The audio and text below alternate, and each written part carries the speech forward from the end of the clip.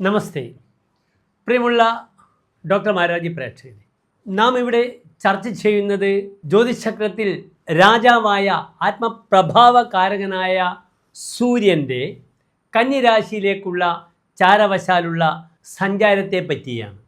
സൂര്യൻ 1200 ചിങ്ങമാസം 31-ാം തീയതി, അതായത് 2024 സെപ്റ്റംബർ 16-ാം തീയതി സോമവാരം തിങ്കളാഴ്ച രാത്രി 7:45 കന്യരാശിയിലേക്ക് പ്രവേശിക്കുന്നു. കഴിഞ്ഞ ഒരു മാസക്കാലം 31 ദിവസം സൂര്യൻ ചിങ്ങൻ രാശിയിലായിരുന്നു. പ്രഭാവകാരകനായ സൂര്യൻ മേടം മുതൽ 12 രാശിക്കാർക്കും ഉണ്ടാക്കുന്ന ശുഭാശുഭ ഫലങ്ങളെപ്പറ്റി സവിസ്തരം നാം പ്രതിപാദിച്ചു. എൻ്റെ പ്രിയപ്പെട്ട പ്രേക്ഷകർ 12 വീഡിയോകൾ കണ്ടിരുന്നു.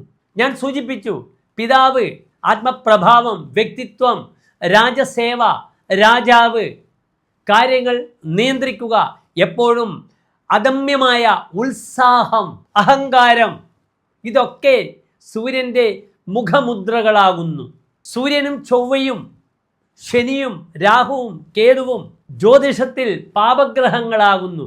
പക്ഷേ സാത്വികനെന്ന് ഹോരാചാര്യർ വിശേഷിപ്പിച്ച സാത്വിക സ്വഭാവമുള്ള ഗ്രഹം സൂര്യനാണ്. അതിനാൽ പല രീതിയിലും ചൊവ്വയേക്കാളും ശനിയേക്കാളും രാഹുവേക്കാളും കേതുവേക്കാളും സൂര്യൻ്റെ വ്യക്തിത്വത്തെ നിങ്ങൾ മനസ്സിലാക്കണം.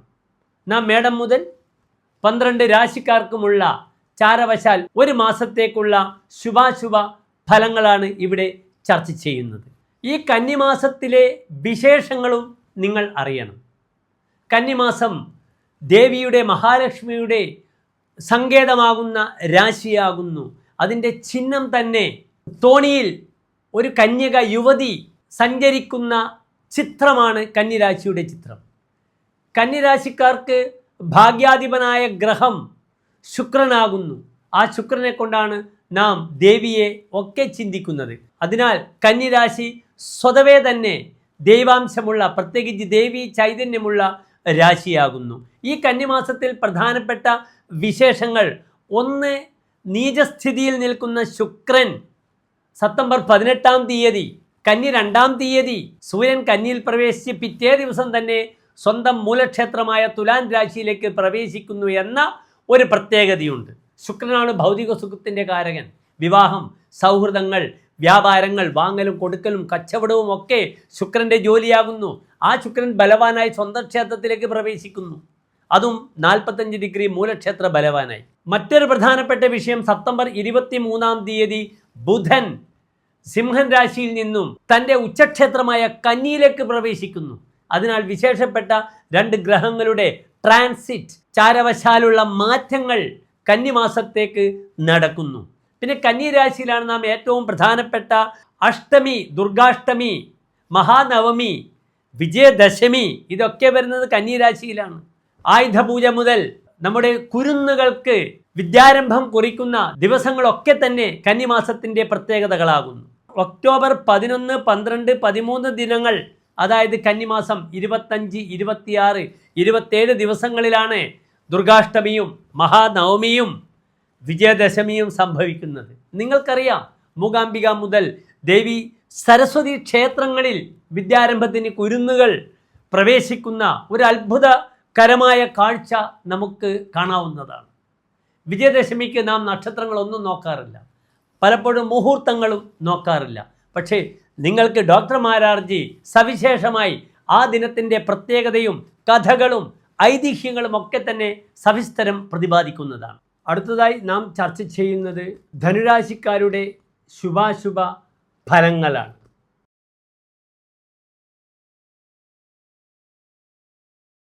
ധനുരാശി എന്നാൽ ഇന്ന് നിങ്ങൾക്കറിയാം, മൂലം, പൂരാടം, ഉത്രാടം നക്ഷത്രത്തിൻ്റെ ആദ്യത്തെ 15 നാഴിക വരുന്ന 2.25 നക്ഷത്ര സമൂഹമാകുന്നു ധനുരാശി. ധനുരാശിക്കാർക്ക് ഈ സൂര്യൻ്റെ ചാരവശാലുള്ള കന്നിരാശിയിലേക്കുള്ള മാറ്റം വളരെയധികം നന്മകളെ പ്രദാനം ചെയ്യുന്നു. അവിടെയും ഒരു പരിവർത്തന യോഗമുണ്ട്.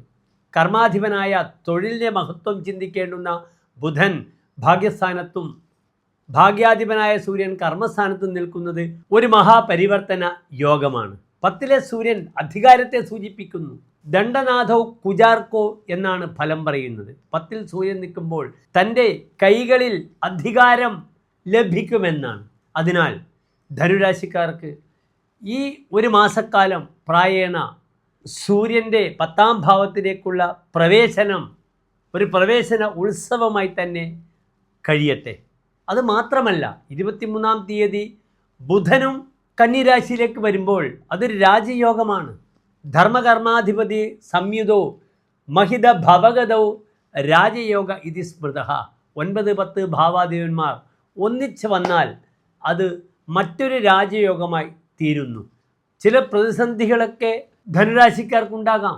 പക്ഷേ ഈ വരുന്ന മാസം കർമ്മമേഖലയിലും അതേ രീതിയിൽ വൈവാഹികമായ തീരുമാനങ്ങളിലും വളരെ അനുകൂലമായ ഒരു സ്ഥിതി സംജാതമാകുന്നതാണ്.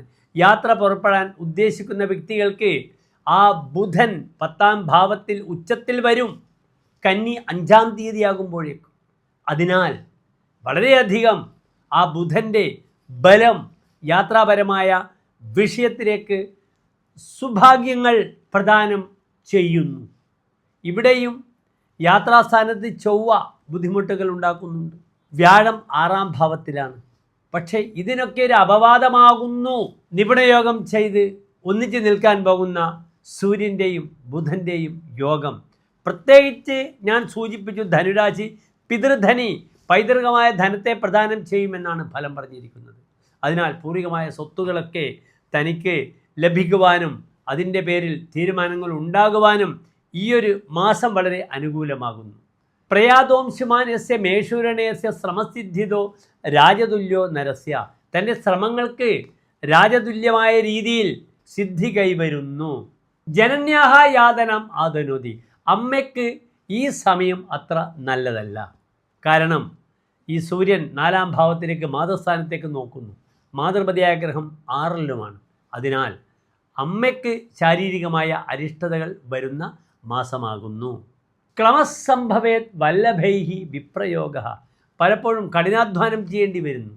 വല്ലഭൈഹി തൻ്റെ പ്രിയപ്പെട്ടവരിൽ നിന്നും വിപ്രയോഗ മാറി നിൽക്കേണ്ടുന്ന അവസ്ഥ വരുന്നു. അല്ലെങ്കിൽ പാർഷ്യലായി അകന്നു നിൽക്കേണ്ടുന്ന അവസ്ഥയും സംജാതമാകുന്നു. അതിനാൽ ദാമ്പത്യ വിഷയങ്ങളിൽ ചില ക്ലേശങ്ങളും ബുദ്ധിമുട്ടുകളും ഒക്കെ ഉണ്ടാകാം. യാത്രയിൽ ഫാമിലിയുമായിട്ട് താൽക്കാലികമായ സെപ്പറേഷൻ, പാർഷ്യൽ സെപ്പറേഷനൊക്കെ ഉണ്ടാകാം. ഇവിടെയും വാഹനാപകടം വളരെയധികം ശ്രദ്ധിക്കണം. ഗോജാശി കർക്കിമിഥന സമൃഗ നിശാഖ്യാഹ. അശ്വി ധനുരാശി ചതുഷ്പാദ രാശിയാണ്. ധനുരാശി നിശാരാശിയാണ്. അതിനാൽ വാഹനങ്ങൾ കൊണ്ട് അപകടങ്ങൾ ഉണ്ടാവേണ്ടുന്ന സാധ്യത കൂടുതലാണ്. ശ്രദ്ധിക്കുക. 2 വീലറിൽ കയറ്റി ഭാര്യയെയും അമ്മയെയും ഒക്കെ കൊണ്ടുപോകുന്നവർ ഈ ഒരു മാസം ശ്രദ്ധിക്കുക. എല്ലാ പ്രിയപ്പെട്ട ധനുരാശിക്കാർക്കും ഒരു ശോഭനമായ ഒരു മാസക്കാലത്തെ ഞാൻ പ്രാർത്ഥിക്കട്ടെ. പ്രാർത്ഥന ഞാൻ മുൻപ് സൂചിപ്പിച്ചു. ഓം നമഃശിവായ എന്ന പഞ്ചാക്ഷരി മന്ത്രം അല്ലെങ്കിൽ ആദിത്യ ഹൃദയമന്ത്രം ശിവക്ഷേത്രത്തിൽ കൂവളമാല, ജലധാര, ശംഖാഭിഷേകവും വഴിപാടായി സമർപ്പിക്കുക. നമസ്തേ.